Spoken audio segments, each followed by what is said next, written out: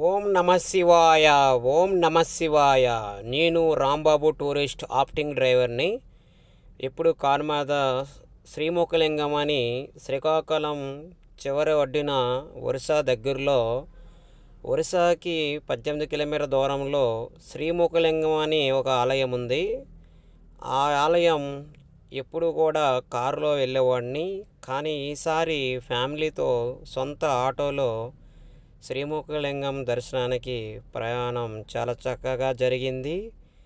ఇది శ్రీముఖలింగం ఆలయము చాలా పుణ్యతమైన ప్లేసు, చాలా పురాతనమైన ప్లేసు, చాలా అద్భుతంగా ఉంటుంది.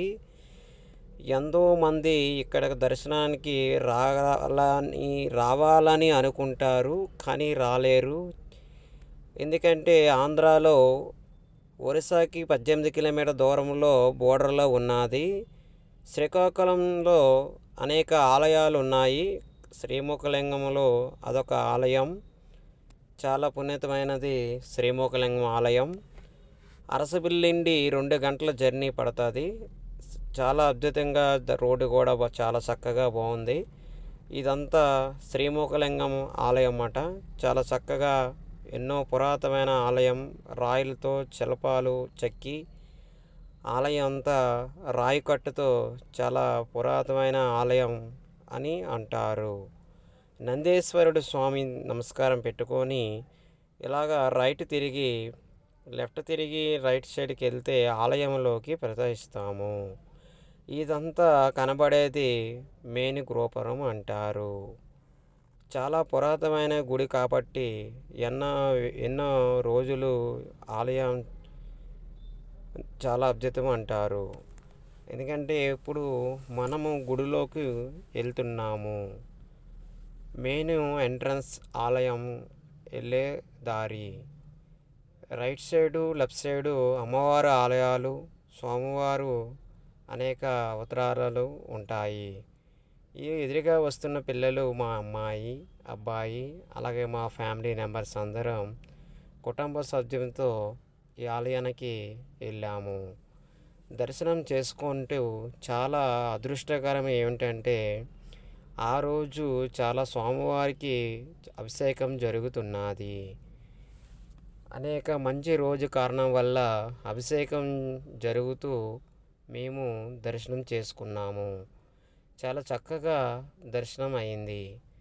ఇదంతా కుటుంబ సభ్యులు, బంధువులు, అత్తమామగారు, అమ్మ పిల్లలు అందరూ దర్శనం చేసుకొని బయటికి వచ్చి ఉన్నాము. ఎందుకంటే చాలా చక్కగా స్వామివారు దర్శనం చాలా అదృష్టకరంగా అయింది. ఎప్పుడూ లేని విధంగా స్వామివారి దర్శనం అభిషేకం టైంలో వెళ్ళడం చాలా అదృష్టకరము. మొత్తం ఫ్యామిలీ అందరం చక్కగా చూసుకొని సంతోషపడ్డాము. ఆలయం ఎన్నో పురాతనమైన ఆలయం, ఎన్నో వేల సంవత్సరాల కింద కట్టే ఆలయంలాగా ఉన్నది. ఎందుకంటే రాయి చక్కడు అనేది ఈ రోజుల్లో ఇలాంటి ఆలయాలు కట్టడం కష్టము. ఇవంతా మా ఫ్యామిలీ మెంబర్స్ దర్శనం అయిన తర్వాత స్వామివారి చుట్టూ ఇంకా ఎన్ని ఆలయాలు ఉన్నాయి అని చూస్తున్నారు. ఈ కనబడుతున్న అమ్మాయి మా మిస్సెస్, వీళ్ళందరూ మా బంధువులు, మా అక్క, మా మాయాలు పిల్లలు. ఈ విధంగా ఈరోజంతా చక్కగా స్వామివారి చుట్టూ తిరుగుతూ ప్రదక్షిణాలు చేస్తూ స్వామివారి చుట్టూ ఉన్న ఆలయాలన్నీ దర్శనం చేసుకుంటే ఎక్కడ లేని ఆనందం వచ్చింది. ఎందుకంటే చాలామంది శ్రీముఖలింగం అనే ఆలయంకి శ్రీకాకుళంకి అరసవిల్లి, శ్రీకాకుళము వెళ్తుంటారు. కానీ శ్రీముఖలింగం అనే ఆలయం దూరం అని భక్తులు బ్యాక్ అయిపోతారు. కానీ చాలా బాగుంటుంది. కంపల్సరీగా వెళ్ళండి, చూడండి, లైక్ చేయండి. ఎందుకంటే శ్రీముఖలింగం ఆలయం అనేది పెద్ద చరిత్ర ఉన్నది. అదొక చరిత్ర, స్వామిలు అక్కడ ఉంటారు. అక్కడికి వెళ్ళగానే శ్రీముఖలింగం ఏంటి అనేది చరిత్ర చెబుతారు. మనం మనస్ఫూర్తిగా మొక్కుకుంటే ఆ మొక్కులు తీరుతాయి. గోలాం ఉంటుంది, గోలాం గురిన కూడా ఒక చరిత్ర ఉంటుంది.